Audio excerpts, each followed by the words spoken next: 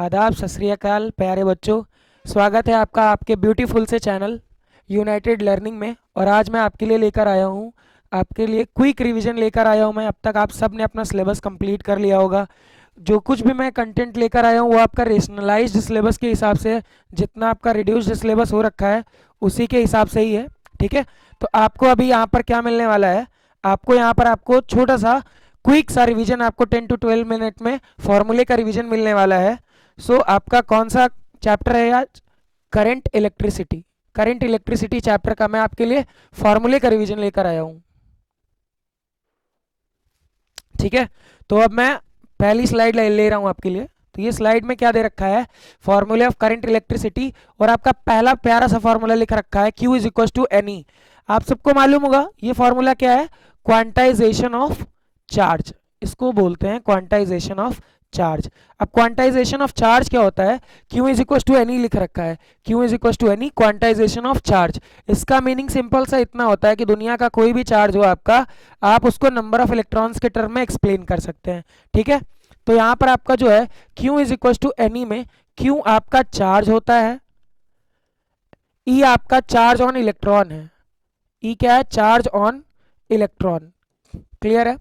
और N क्या है, N आपका है number of electrons, number of electrons, clear है। तो अब इसको सीबीएसई कैसे पूछता है आपसे, सीबीएसई लेकर आता है आपके लिए एक प्यारा सा क्वेश्चन। और क्वेश्चन क्या कहता है, क्वेश्चन आपसे पूछता है वो, calculate calculate number of electrons, calculate number of electrons electrons in 1 coulomb charge, in 1 coulomb charge.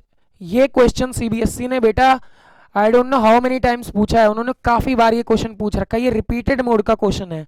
तो आपके पास एक छोटी सी इंफॉर्मेशन दे रखी है, 1 कूलम चार्ज।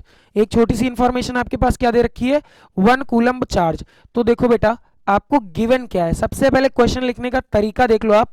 मैं इसी क्वेश्चन में आपको तरीका बता देता हूं कैसे एग्जामिनर चाहता है कॉपी लिखी हो। 1 बार में, और 1 बार में देखता है और 1 बार में ही वो आपको ऐसे मार्क्स देता है। अगर 2 मार्क्स का क्वेश्चन है तो वो टिक करेगा 2 आउट ऑफ 2 एंड वो आगे बढ़ जाता है उसके बाद, ठीक है। तो आपको एग्जामिनर के हिसाब से कॉपी में लिख कर आना है। सबसे पहले आप देखोगे गिवन, गिवन में आपके पास है क्यू।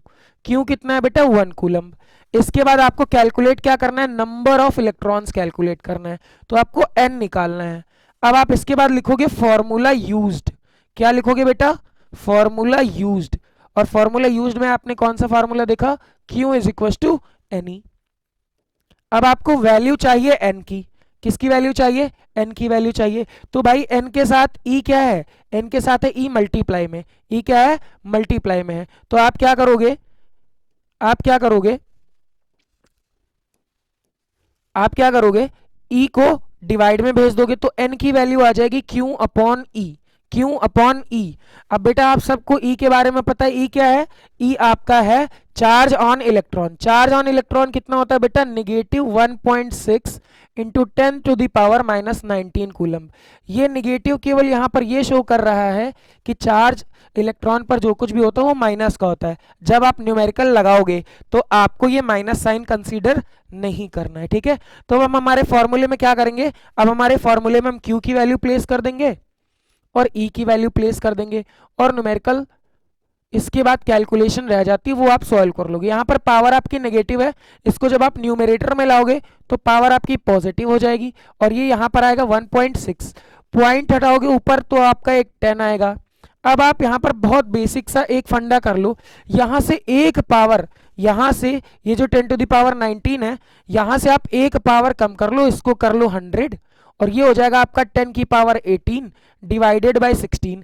जब आप 16 से 100 को डिवाइड करोगे तो आपका आंसर आता है 6.25 इंटू 10⁻18, यानी कि आपका डिजायर्ड रिजल्ट आ चुका है। एक यहाँ पर बच्चे छोटा सा गलती कर जाते हैं, गलती क्या, आपको इतना एग्जाम की कॉपी लिखने की समझ नहीं होती है। आपको एन की वैल्यू मिलने के बाद एक स्टेटमेंट टाइप का लिखना है। क्या स्टेटमेंट लिखना है, hence number of electron, hence number of electron in 1 coulomb charge are 6.25 into 10⁻18। बस ये क्या है सर? बेटा ये आपकी फिनिशिंग है आंसर की। ये क्या है? फिनिशिंग है। अगर आपने ये इस तरीके से फिनिश करके आंसर लिखा तो आपको एग्जामिनर इस तरीके से टिक करके, इस तरीके से 2 मार्क्स का क्वेश्चन है, ऐसे करके मार्क्स देगा। क्लियर है? सो वो all you have to do that you have to maintain your copy best, that what you have to do in the examination. CBSE आपसे बहुत हल्के क्वेश्चन पूछता है, कई बारी टिपिकल क्वेश्चन पूछता है, कई बारी फॉर्मूला बेस्ड क्वेश्चन पूछता है, कई बारी क्या करता है वो आपसे चाहता है केवल आपको ये इन्फॉर्मेशन है या नहीं है, लेकिन आपको अपनी तरफ से एक इंटेंट लगानी है, आपको आपका आंसर फिनिश करना है। ठीक है? तो ये आपका एक फॉर्मूला था, Q is equal to n e quantization of charge, और ये एक बहुत अच्छा सा न्यूमेरिकल था। इस तरीके के न्यूमेरिकल आपको जब वीडियो यहाँ पर खत्म होगा तो उसके डिस्क्रिप्शन में मिल जाएंगे और भी क्वेश्चन प्रैक्टिस करने के लिए जो सीबीएसई के पीवाईक्यू में है। नेक्स्ट फॉर्मूले पर चलते हैं हम लोग। आप इसका स्क्रीनशॉट ले सकते हैं, और स्क्रीनशॉट वाली भी पीडीएफ आपको वीडियो की डिस्क्रिप्शन में मिल जाएगी, नीचे लिंक टेलीग्राम चैनल की। सो मैं इसको इरेज कर रहा हूं अब। ठीक है?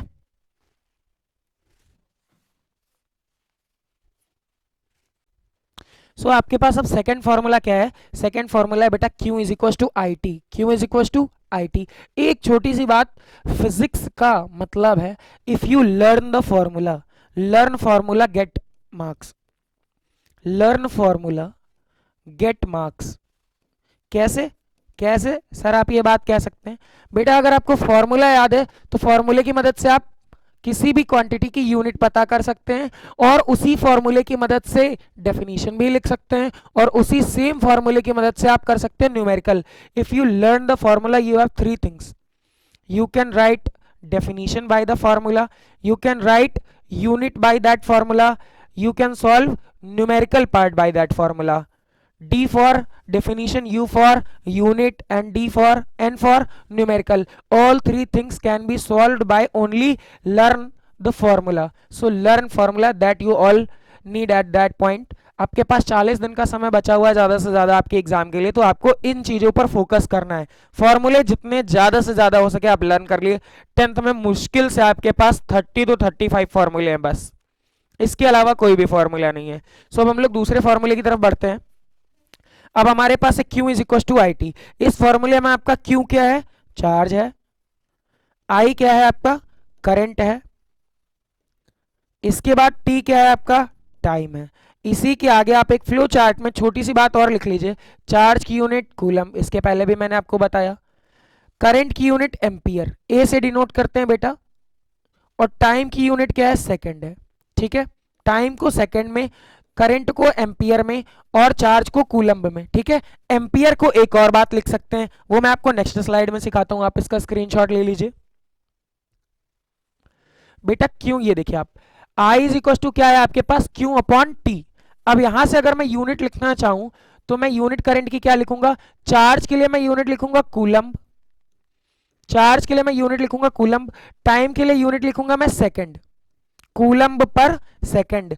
ये यूनिट होती है करंट की, और आपको कंबाइंडली बोलना होता है एम्पियर। क्या बोलना होता है? एम्पियर। अब आपके पास Q is equal to I t था, आपने यहां से I की वैल्यू निकाली Q अपॉन टी, ये आपकी इक्वेशन 1 हो गई। आपने पीछे पढ़ा quantization of charge Q is equal to n e, ये आपकी इक्वेशन 2 हो गई। ये आपकी क्या हो गई बेटा? इक्वेशन 2 हो गई। ओके, अब आप देखो ध्यान से, Q की वैल्यू है एनी, एनी को Q के इस वाले प्लेस पे रख दो तो आपके पास डायरेक्ट एक फॉर्मूला आ गया करंट का, एनी अपॉन टी। अगर आपको कभी भी number of electron, charge on electron या फिर टाइम दे रखा है तो आप ये वाला फॉर्मूला डायरेक्टली यूज कर लीजिए। अब हम लोग इस पर एक न्यूमेरिकल लेते हैं, बहुत प्यारा सा न्यूमेरिकल है, सीबीएसई ने पूछ भी रखा है।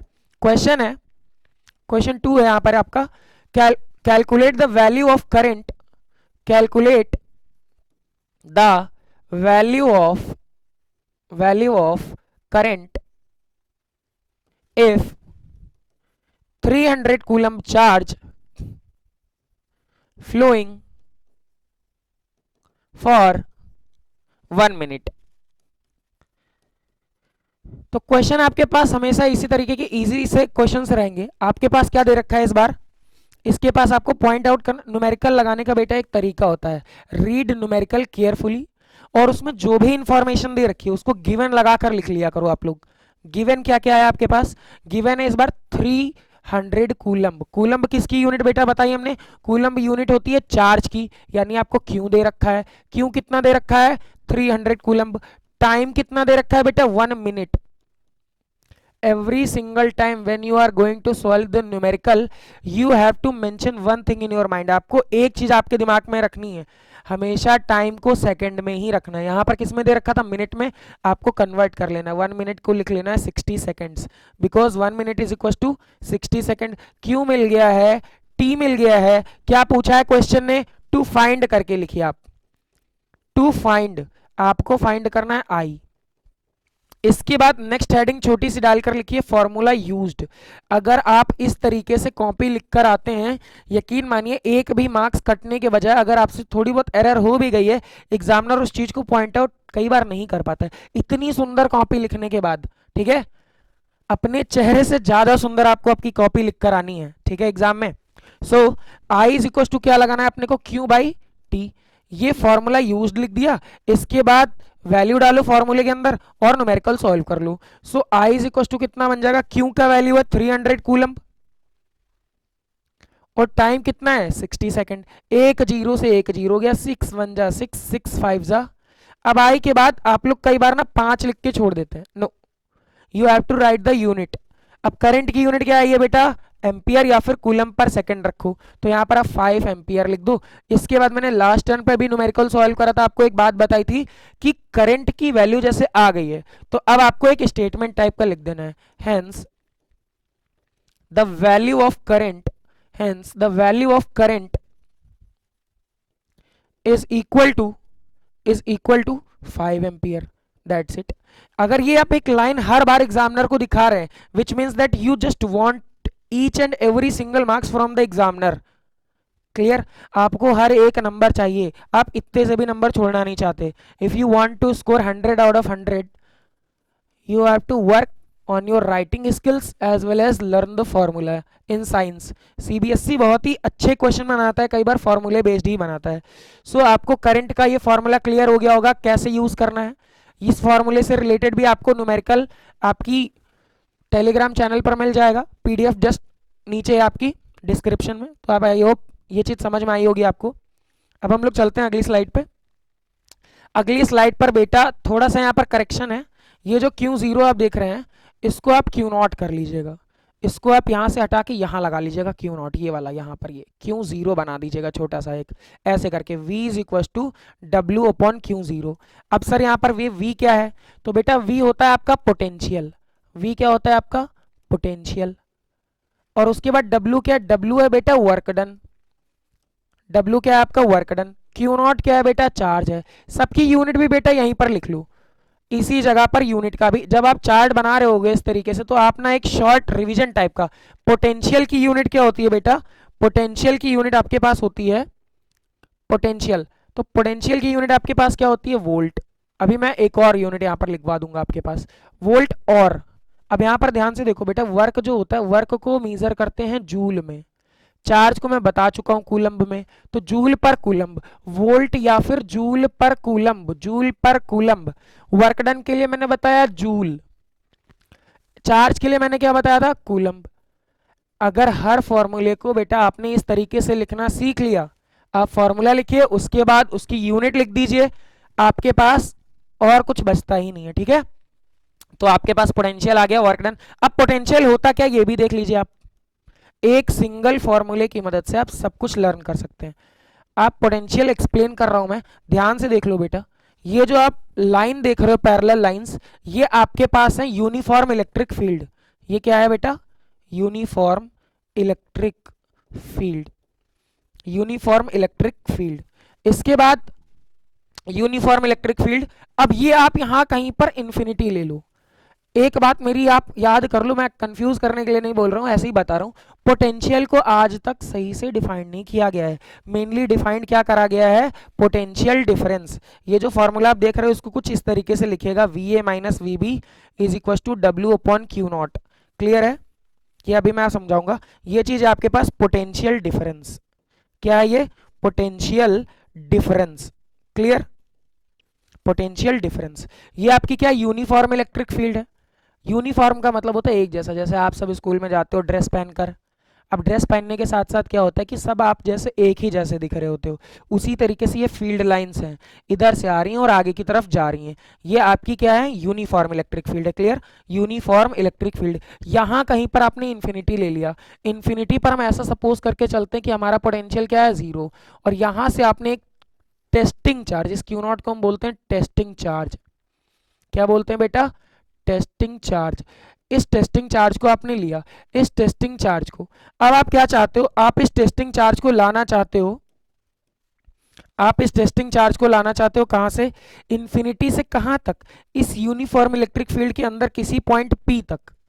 अब सपोज कर लो कि इस टेस्टिंग चार्ज को इंफिनिटी से इस यूनिफॉर्म इलेक्ट्रिक फील्ड के अंदर लाने में जो वर्क डन करना पड़ रहा है वो वर्क डन W है, वो वर्क डन W, और ये चार्ज क्या है, क्यू नॉट। तो वर्क डन और चार्ज के रेशियो को ही बोलते हैं बेटा पोटेंशियल, और पोटेंशियल को डिनोट करते हैं हम लोग V से। ये हो गई बात आपके पोटेंशियल की। To carrying a testing charge from infinity to an uniform electric field, if work done is W and the value of testing charge is Q naught, then the ratio of work done with respect to testing charge is known as potential, and potential की unit क्या क्या है बेटा, volt and joule पर coulomb. अब potential difference sir क्या होता है, तो पोटेंशियल डिफरेंस आप बेटा यहां देख लो,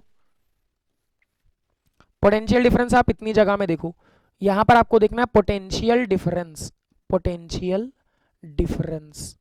क्लियर है बेटा, पोटेंशियल डिफरेंस में क्या करना है सर, पोटेंशियल डिफरेंस, डिफरेंस का मतलब क्या होता है, सब्ट्रैक्शन, दो चीजों का सब्ट्रैक्शन। यहां पर सर हम क्या सब्ट्रैक्ट करने वाले, तो बेटा यहां पर हम सब्ट्रैक्ट करेंगे पोटेंशियल को, किसको सब्ट्रैक्ट करेंगे, पोटेंशियल को, इसीलिए हम क्या यहां पर नेम दे रहे हैं पोटेंशियल डिफरेंस। किसी एक पॉइंट का पोटेंशियल VA है, किसी दूसरे पॉइंट का पोटेंशियल VB है, जब आप इन दोनों का डिफरेंस कर लोगे तो क्या बन जाएगा, पोटेंशियल डिफरेंस। अब आप एक प्रॉपर डेफिनेशन से समझ लीजिए क्या होता है पोटेंशियल डिफरेंस। वापस से बेटा बोलकर बताओ ये क्या है, ये आपके पास है यूनिफॉर्म इलेक्ट्रिक फील्ड, ये आपके पास क्या है, यूनिफॉर्म इलेक्ट्रिक फील्ड। अब इस यूनिफॉर्म इलेक्ट्रिक फील्ड के अंदर, इस यूनिफॉर्म इलेक्ट्रिक फील्ड के अंदर अगर आप B पॉइंट से A पॉइंट तक आना चाहते हैं किसी टेस्टिंग चार्ज को लेकर, तो सपोज दैट आपको वर्क डन करना पड़ा W, तो वर्क डन और चार्ज का रेशियो इक्वल टू होता है इस कंडीशन में। अब सपोज दैट B पॉइंट का जो पोटेंशियल है वो VB है, A पॉइंट का जो पोटेंशियल है वो VA है, तो इन दोनों का डिफरेंस ले लो आप, VA माइनस VB। अब आप ध्यान से देख लो, पोटेंशियल जब कभी भी आप अकेला पढ़ते हो तो पोटेंशियल में आपको चार्ज को कहां से लाना होता है, इंफिनिटी से, कहां से लाना होता है, इंफिनिटी से। लेकिन जब आप पोटेंशियल डिफरेंस की बात करते हो तो पोटेंशियल डिफरेंस में चार्ज को लेकर आना होता है सेम इलेक्ट्रिक फील्ड में किसी एक पॉइंट से किसी दूसरे पॉइंट तक। ठीक है, पोटेंशियल में चार्ज को कहां से लाना है, इंफिनिटी से, पोटेंशियल डिफरेंस में चार्ज को कहां से लाना है, यूनिफॉर्म इलेक्ट्रिक फील्ड के अंदर ही एक पॉइंट से दूसरे पॉइंट तक। ठीक है, तो आज की वीडियो में हम लोगों ने जो बातें करी हैं, आज की वीडियो में हम लोगों ने चार्ज की बात करी, चार्ज सीखा, उसके बाद हम लोगों ने करंट सीखा, उसके बाद हम लोगों ने पोटेंशियल सीखा, उसके बाद हम लोगों ने सीखा है पोटेंशियल डिफरेंस। जब मैं आपको नेक्स्ट पार्ट इसी का कराऊंगा तो नेक्स्ट पार्ट में हम लोग देखेंगे रेजिस्टेंस को और ओम्स लॉ को। तो इस तरीके से हम लोग छोटे छोटे पार्ट में इस चैप्टर को कंप्लीट करेंगे। विद इन 40 मिनट्स आपका करंट चैप्टर 4 पार्ट में कंप्लीट मिलेगा आपको। तो आप इस वीडियो को वॉच आउट करिए और जो भी आपको डिस्क्रिप्शन में क्वेश्चन मिलने वाले हैं उनको आप सॉल्व करिए, प्रैक्टिस करिए। Thank you.